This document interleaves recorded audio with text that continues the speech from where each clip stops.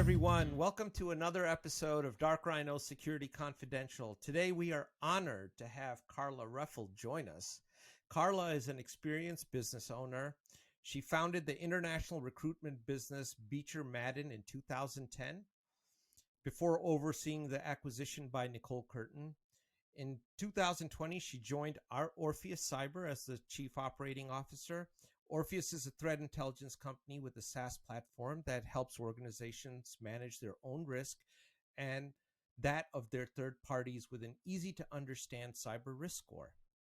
She is the host of industry interviews on the Cyber Talks media platform and the 0 Hour podcast. Karla was included in SC Magazine's Top 50 Women in Security in 2019. Welcome to the show, Karla. Thank you for being with us.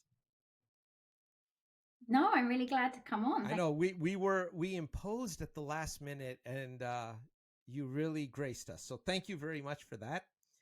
But I got to ask you, looking at your background, very interesting. You started off in recruiting, and now you're the COO of a cybersecurity firm. What's that journey like? How did that take place from recruiting to cyber? Do you know what? You're the second person to ask me this today, because to me it just seems really natural, but I guess it isn't. So yeah, I started off in recruiting, and then about 2010, people were saying, like, you've got to focus more on this cyber thing. Like, cyber is big, and all our clients wanted to talk to us about cyber. They didn't want to talk to us about resilience or crisis management anymore. And it really just exploded from there, because we were one of the first recruitment companies to just focus on cybersecurity. And then my network has kind of grown as the industry's grown. So I've been fortunate enough to meet and interview a huge number of CISOs and CEOs across the industry. And, running your own recruitment firm, we grew that to a reasonable amount of people and before it sold. And I wasn't really a recruiter. Like, I think I did like 2 placements in 5 years or something. I'm really, a business leader. My skills are in developing people, developing talent. They're in marketing. They're in running operations, running sales teams. So kind of moving into Orpheus was just a really natural step. Tell me, if this is a hard question, one mistake that younger companies universally make as a startup that challenges their own success. Is there a single piece of advice or challenge you've seen in your own experience? I'm not sure if it's universal. Maybe it is, because I've seen a few. My biggest mistake was thinking I could do everything. We reached this tipping point, and I didn't want to bring in more people because, I could do it best. And I think if we'd have brought in some more people at that point, we probably could have accelerated our growth. And I don't know if that's a challenge everyone has, but I think I see it in cyber. When do I take funding? When do I bring in, a COO or a CTO or whatever it is? When do I expand that out? So that's what I see as the big challenge. I would concur. We saw that in our own firm, recognizing that you need to delegate to other folks and bring in other experts. You really have to, instead of doing it all yourself, is something that can be limiting. And it has to do with, who knows the story better than the founders, the partners of the company. It takes some time on everyone's part to enable the rest of the team to understand those things so that they can become articulate in it. I was quite young when I started that company, and I can look back now and sort of say, I think there definitely was some inexperience in some areas. I didn't necessarily have the confidence in enforcing my boundaries, which would have enabled other people to really take my vision and deliver my vision. So I think that's something I learned anyway. That's a great bit of advice. Now, let me ask you, as a very successful woman in cybersecurity and in business, can you point to some gender differences, challenges that come about as a result of gender differences, whether that be in cybersecurity or recruiting that you've experienced, and how do you overcome them? I've got some great research and insights that I think Okay. we're going to get onto with women in cyber. But I think the big challenge, and it's one like women have everywhere, is kind of perception. You are constantly battling the perception that other people have of you because of your gender or because of your age. And even if that other person doesn't have it, you've experienced it so many times that you feel it in every situation, or at least I certainly do. The amount of people that sat across the table from me and literally even said to my face, "You're very young to be doing this," or, and really what they meant is, "You're a girl and I'm going to talk to the man next to you because I think that man will give me the answers I want." And I think that's the perception we have. We know we're discriminated against. We know we face these challenges. So, we see that in all walks of life, all careers. That's the big Well, challenge I think I we would have. think in cyber there would be a lot less of that given the disbalance in supply and demand of people. Like we've had at Dark Rhino, we've had a lot of women in the business, and our lead threat hunter, she's a brilliant young lady, and we're just glad to have great people. So we look at it a little differently. Maybe we're from Ohio, so we don't know any better. I, Well, one thing I, I would say is it's changing. It's definitely changing. Like companies really want women in their cyber teams. And what I was seeing in the recruitment world was women were actually getting job offers which were paying them up to 30% more. Yeah, yeah, I mean, you think women are being paid less, but they're not.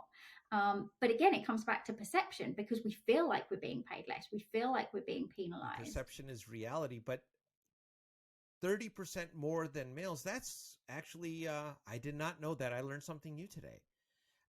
Well, I think two things. So I think the really easy thing to say is companies want women, so they're paying them more just to get them. And I think that's true when it comes to how many job offers women get, because we would see women get more job offers and we would see them get them quicker. So I think you can put that down to supply and demand. But what we found with the women getting these offers is they had a very broad background Yeah. compared to men. So they were maybe coming from risk management or project management, and they had different skills. So I think it was the breadth of skill sets that they're bringing that So enables them then to that's earn more. merit based, which is the right thing to take place. I mean, if you have more skills, then you should get paid accordingly.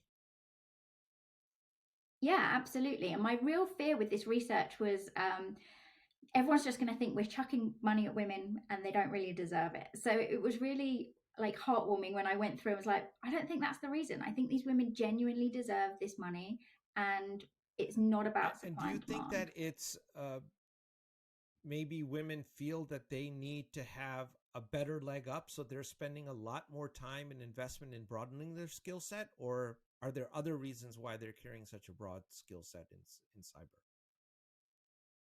Women 100% work 10 times harder than the men. I have to say it. Like, I've interviewed a lot of them. It's always the women that have done their research that are, wanting to be on point with what they're saying. And when you talk to them, and I see this in the interviews and in my role as a judge on some of the awards as well, the women are out there in the schools. They're speaking to children about getting them into cyber. They're doing extra projects, extra training. Whereas the guys, and there's some lovely ones, but they kind of show up and go, I do my job and I do it really well, and that's Well, and that's it. if But yeah, I think if you're going to generalize, women often are more personable. They do have more empathy, and then have learned to communicate that to the business in a different way, which is a skill that we see um, really underrepresented in security. How can I actually communicate this to the business in a way they understand? And I do think that on the whole, women are able to do that really Well, well.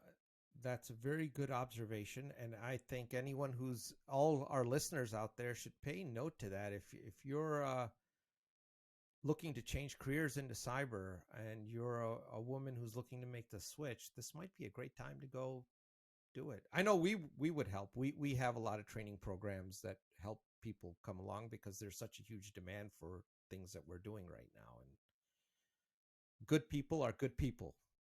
So They are. There's so much demand. It's like a great time to get into cyber, especially if you're So female. you talked about risk. You mentioned it very briefly, and this is a topic that's often talked about in cybersecurity circles. So, kind of give us your view and maybe Orpheus's view of what risk is, how you should assess it, manage it.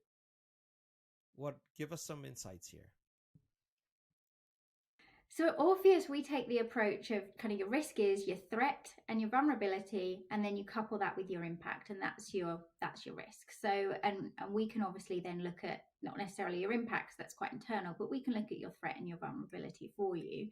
And I think it's really around that piece, what is your impact? And I think that's where, as a profession, we need to start talking more. What's the impact to the business, to the bottom line? What does this cost if we do it, don't do it, and put that in a way then that the board can understand, that other people in the business understand and are used to talking about risk that isn't cyber risk, right. The whole range of risks in the business. Right. They're used to talking about that. We have a couple episodes back, we had a gentleman by the name of Warner Moore on the show, and he made a really interesting observation that we would agree with him based on our own personal experience, that a lot of times risk is talked about, but it's not really addressed well.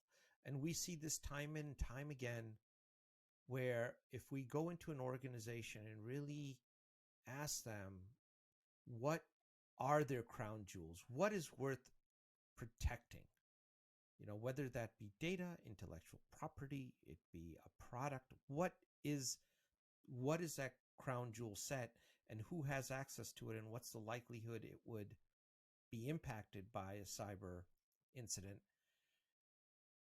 we don't usually get a straightforward answer on that. Yeah, and I think there's two things in there. So I think one is, who is really educating cyber professionals and CISOs on how to communicate risk. Like, if we come up through the technical route, we're not getting access to the CFO, who might talk to us about how they see risk and how they measure risk.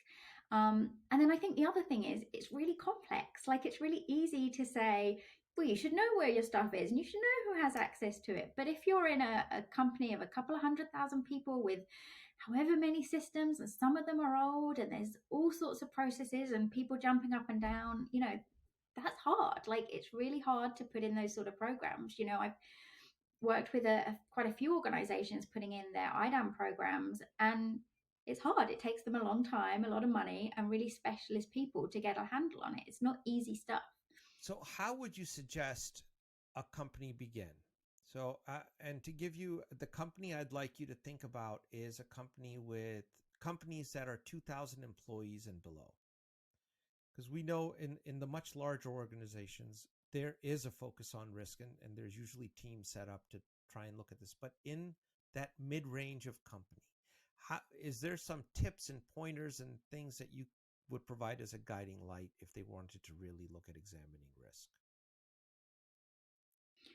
I think you have to put people in charge of the right thing and put specialists in charge for what you need.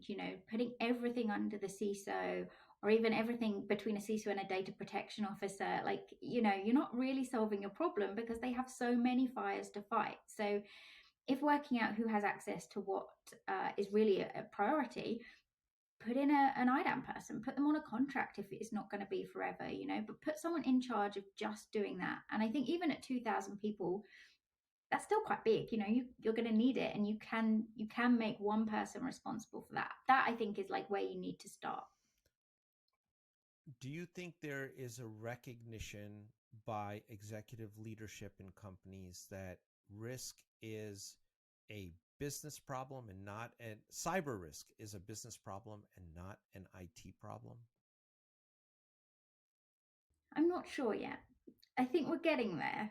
I think we're saying the right things, and I think as an industry, generally we're being listened to. Like, it's taking a while, but I think boards and companies really are understanding now, how important cyber is. So I think we're getting there. I'm not sure we're there yet. Not in all companies, for sure. Yeah, we tend to agree that we've seen a similar thing. I think the conversation really does need to be brought up to the board level in dollars and cents terms, and in probability of loss. But and at Orpheus, you're doing this in an automated fashion. Is your technology looking at the environment and evaluating, or what's the process, if I might ask? So we look at a couple of things. So we've got this amazing team of threat analysts that are, doing very high quality threat intelligence work. And that feeds into our platform. And then we have some quite exciting machine learning looking at vulnerabilities. So we're looking at the severity of the vulnerabilities on a company's environment, but also what vulnerabilities could be exploited or do we think are likely to be exploited in the future. You will know not every vulnerability gets that we see gets actually used. Well, exactly. We see, I think it's like several hundred a day get discovered, but it's actually not that many of them go on to be exploited. So our machine learning can predict which ones will be exploited in the future. It's over 90% accurate. So it helps companies really prioritize which ones they go after based on, are they being exploited, will they be exploited, and how severe they are. And then they can apply those two things to themselves or to their supply chain. So that's where it gets really powerful. We can then start looking at a supply chain for a company and help them work out, where is my risk in my supply chain. So you're building a business-specific model, a custom model for each client, essentially, with the technology. Exactly. And then, they can drill down on it. So the right people in the right teams can go drill down on that. If you care about what your threat profile is, that's in there. If you care about what vulnerabilities, that's in there. And if you want to work with your third parties and say, this is a problem, you need to go fix it, then we have all the data that tells you this is what you need to go fix. What's the role of threat intelligence in this? So for us, you can't just say, well, here's all your vulnerabilities. If nobody cares about them or cares about you, then the threat to you is pretty low, right? You can't go and fix everything. Like we've been saying, it's complex. So you need to really understand your threat profile to be able to work out where to start. So like for us, and for me, learning so much about it, threat intelligence is just so crucial. I don't understand how anyone does anything in security without it. One of the complaints we hear quite a bit from security professionals and practitioners is that there's a lot of threat intelligence, but it needs to be made actionable. And that's an arduous task. Any commentary on that? So I would say if you have so much threat intelligence that you need to do something with it, that's not intelligence, that's information, it's data. And there's you can get hundreds of alerts and feeds and whatever you want, and then you're going to need a team of people to pick through it. That's not intelligence. Like intelligence for us is something that tells you this is a problem, this is where it is, this is what you need to do about it. Yeah, and that's it's a little bit of a complex process, I would imagine, unless you have put some thought into the automation of it or looked at the vulnerabilities, as you're saying, and saying, what particular threats do I really need to examine and which can I just disregard, if you will. Yeah, exactly. And that's why we have a team who are doing that and then supporting our clients with it. We're saying, well, are nation states really a problem to you? Like maybe not, maybe they're not, someone you need to worry about, but what you do need to worry about are these people with a social justice agenda that keep talking about you and, who want to target you because they don't like what you're doing. That's what we're doing for our clients. Now, do you think that maybe there is a heavier reliance on tools by companies than there should be, right? And not as much a focus on processes and procedures as it relates to cyber?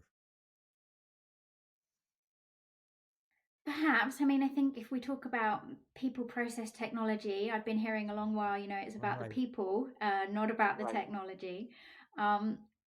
And, I don't know, maybe this isn't necessarily my area, but I definitely feel there's a lot of confusion in the market. There's a lot of confusion about what tools are good, confusion on how do we balance getting innovative solutions in from newer companies, but balance that with, well, hey, we're going to go with the big guys because we trust you and that feels safe whether or not you're the best. And how are we really analyzing the ROI on these tools? Budgets in cyber are going up and up and up. That can't happen forever. So we really do need to start analyzing, is this working for us? Is it necessary? Is there a better, cheaper, more innovative solution that we could be deploying? And I know everyone has a different strategy. Some people want everything from the same vendor because it's simple. Some people don't want to rely on the same vendor because that feels risky. But so I don't know if we have too big a reliance on tools, but I think we could definitely use them better and use the industry better. Let me frame it. I think a lot of our listeners might be familiar with the pyramid of pain. In cyber, a lot of folks know about it. We know how to handle the base. Those known knowns, we know how to deal with. The unknown knowns, we can address to a very large degree. At the very top of that thing are refined or new techniques, tactics, and procedures, right? New TTPs. And that's not the domain of a vendor. That's really the domain of human consciousness. A tool's not going to solve it. Like the Solarwinds hack, right? That I don't know there's a single platform or any technology that was capable of detecting, solving, finding any of those things, right? It took human intelligence to do it. So when you see things like that, it just brings the question that is there an over-reliance there, and maybe should we be giving the people a lot more of a stake in the process than just relying on a SOC showing potential threats and the analyst only acting when they see something change on their screen? Why not go find it first? Yeah, right. And, I think I'm seeing a lot more companies put people in to do roles like that, to do that kind of threat hunting, threat detection piece. And, I'm sure everyone listening will know all the stats around the SOCs, how many false positives. I think analysts get less than 10 minutes to triage something and make a decision. And, that's really hard. Either you need to change what the tools do, make them more effective. You either need to back it up with more intelligence, like proper intelligence, what you need to be looking for, or you need more people. Or, we need more education as well. How many businesses are really invested in cyber awareness to educate the employees in the business on what they need to be looking out for? You can't stop every phishing email, so you need to have some people that have a vague awareness when something doesn't look right. Do you think the SolarWinds hack is going to affect that positively? Maybe raise the awareness on exactly what you just said, raising people awareness. I think so. I think every time there's something this big, you see a little bit more awareness in the public consciousness. And I think what's positive about this one is it's really brought to the forefront that third-party attacks are the big risk. But I also wonder, and I don't have the answer to this, but when you have an attack like this where I don't think anyone could have stopped it, right? It was so sophisticated, and I think we're all aware that very sophisticated attacks will happen and we'll get through. So if you're a business, do you turn around and say, well, if we can't be secure, why do we bother? Why are we spending all this money when let's spend a bit less and accept a higher level of risk? I'm not sure. I think it just makes it harder when you as an industry say no one could have stopped this, to then ask for more investment to stop those attacks. Well, I think it gets, if you know what your crown jewels are and what you're really defending, and you really mitigate against those, right? And you do the best possible job, then I think then that's the best that you can get. I mean, beyond that, being in business is a risk. There is a degree of risk there, as we all know. It is. And, what I really thought was positive about this particular breach is how, like, the community came together to back everyone up. Lots of stuff around, well, let's not jump to conclusions. Let's not criticize, this hurts everyone. And I thought that was really great to see as an industry. Now, what do you think are going to be some changes that the whole COVID pandemic has brought upon our industry? How do you think that's going to affect long-term the cybersecurity space? It's going to be so interesting, right? I don't know that there's no one answer. I think some companies are going to go fully remote, and some companies are going to be desperate to rush back to the office, and most companies will go somewhere in between. I'm not sure that we I have this feeling that companies will come more back to the office than they will stay remote. So I keep likening it to, if anyone remembers the Friends episode where Rachel takes up smoking because everyone's going outside and making all the decisions on their cigarette breaks. Like, that's going to kind of happen when some people are in the office and some people aren't. It's going to be hard to keep that going. So I do feel like we might end up more physically back in the office than we think. But if we're going more remote and we're having to put in more kind of cloud-based solutions, and we're going to change our infrastructure of businesses, then we're going to have to change the security that goes with that infrastructure and how that's managed, which I think would be quite interesting. And we were obviously talking a little bit earlier, why haven't we fixed some of these problems earlier? And part of that is companies have old legacy systems that, it makes it really hard to do that with. So actually, if we're going to go through this period where work and organizations really change, IT changes come off that. And I think that's going to change how we secure them and change how we think about security. Zero trust. How much of a play do you think that's going to have going forward? I do think that the moving to the cloud piece that you mentioned is really interesting, because we're certainly seeing the regulators start to take note of that, right? They're saying that actually you can't just outsource your security for that and just assume it's secure because that's what you've been told. There's a lot of interest in actually how we secure that. So I think that's going to be a really interesting you bring up an interesting point, and we would advise everyone that's listening that is using AWS or the Microsoft environment or Google to really read the fine prints of their contract. Because when you read those fine prints, they don't say that we take care of everything. And there is a big responsibility on the part of the user of those systems for their security. Yeah, and I think that's going to be a big area. We've certainly seen that the amount of cloud security jobs that are available. It's clear that that's something the industry think is the big problem. And how do you quantify risk on that? The end user doesn't control AWS. They don't have control over Google's environment or Microsoft's environment for that matter. But they are absolutely carrying a degree of risk from those organizations onto themselves. Yeah, they are, and it's really challenging, right? How can you manage that risk? It's an area where maybe this isn't the right answer, but for me, at the moment, you just have to accept a level of risk. Do you see differences between Europe and North America in their views on cybersecurity? I see a big difference in attitude. I'm not sure if I see a big difference in how we're really approaching it. I think the attitude in America in general is just very positive. Great, how can we get involved? How can we help? How can we fix it? Whereas in Europe, maybe a little bit more cautious. Things take longer to do. We're slightly more cautious on what we implement. I think there's a view that America is far further ahead on their security than Europe, and I'm not convinced that's true. I think there are areas where that's not true. Maybe somewhere it is. Instant response, I think, is all being driven out of America. But yes, there are some differences. GDPR, a good thing or a bad thing for cyber? I think it's a good thing. I mean, I think what it did for the industry that was really positive is companies had to notice it. Those fines are too big to ignore, and so I think we saw a lot of investment coming off the back of that, and I think that's a really good thing.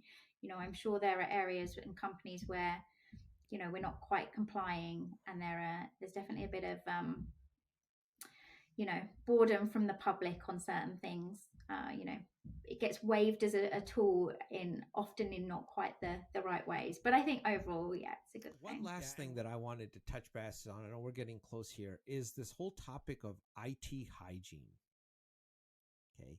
And you mentioned it's hard. There's things, when we were talking about processes, you said it was hard.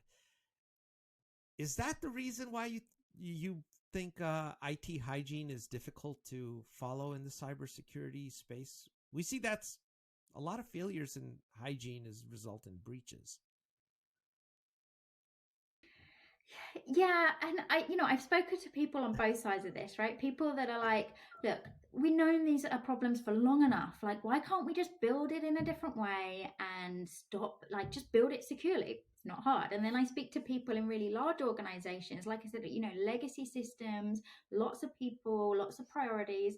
And then I start to understand, okay, this is actually really, really hard. It's not as easy as saying, just patch everything or patch the most important things, or you should have known about this, why haven't you done that? Like, they're hard to do. It's hard to get the time, the downtime. It's hard to know what to prioritize as well sometimes if you don't have the right intelligence to help you. So yeah, in my opinion, like, I've seen enough people explain to me why it's hard to go, I get it, it's hard. Well, Karla, we're coming up on the hour here, and I wanted to let you get the last word in here. Is there anything you'd like to plug? A book, a show, any upcoming events, anything you would like everyone to look out for? Well, I've only recently joined Orpheus, so I'm going through my own journey of learning more about the threat intel world and third-party risk. But I'm really excited by what we're doing. The more I learn, the more I look at our competitors, and the more I look at what we're doing, the more excited I am about what we have to offer. So go and check out Orpheus, and you can get there through my LinkedIn, or just quick Google of Orpheus We'll put the Cyber. links in the show notes, right? Even So better. that people can connect. Well, thank you, Karla, for joining us. It's been a pleasure. Bye Thank bye. you. Bye.